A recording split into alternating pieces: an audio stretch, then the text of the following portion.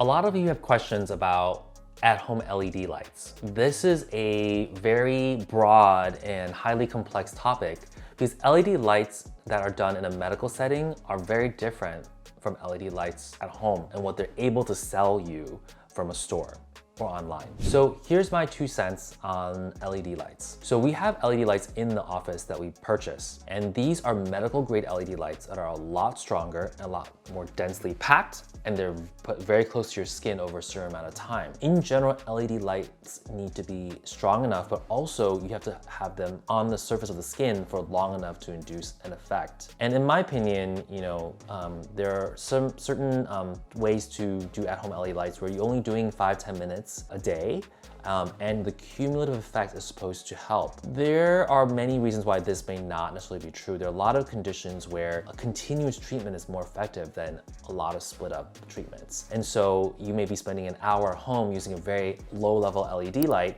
versus doing a 20-minute session in an office in a controlled environment with something a lot stronger, which will be a lot more effective. Now, in general, now LED lights can really range from 5 to 10 different colors, but the 3 main colors that are used today are blue, yellow, and red. The main difference is that blue light doesn't penetrate very deeply, but it's extremely good for superficial inflammation, things like acne. It can decrease oil production, and they actually help with things like hyperpigmentation. Yellow light is really good for wound healing. It penetrates a little bit deeper than blue light and helps some people with pain and for superficial wounds. Red light actually penetrates the deepest of all the LED lights, and this actually can go into the dermis. So this actually can help generate collagen, again, helping with wound healing, helping with various conditions that require kind of deeper treatment, such as anti-aging and collagen generation. So a lot of these wavelengths can have different effects, and there are a lot of lights that actually offer all 3 wavelengths, and so you can actually go ahead and treat from superficial to deep. Oftentimes, I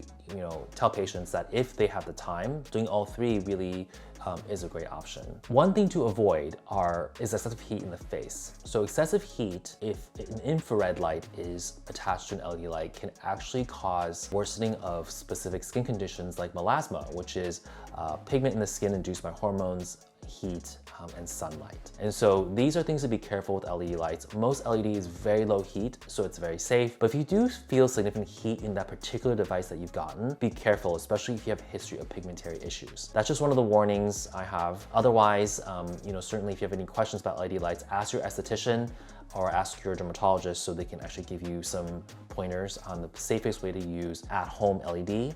And if there isn't a suitable candidate, then you can have access to an in-office LED as well under a controlled environment, and should be much more effective given the strength as well as the time that is applied to your skin. See you next time.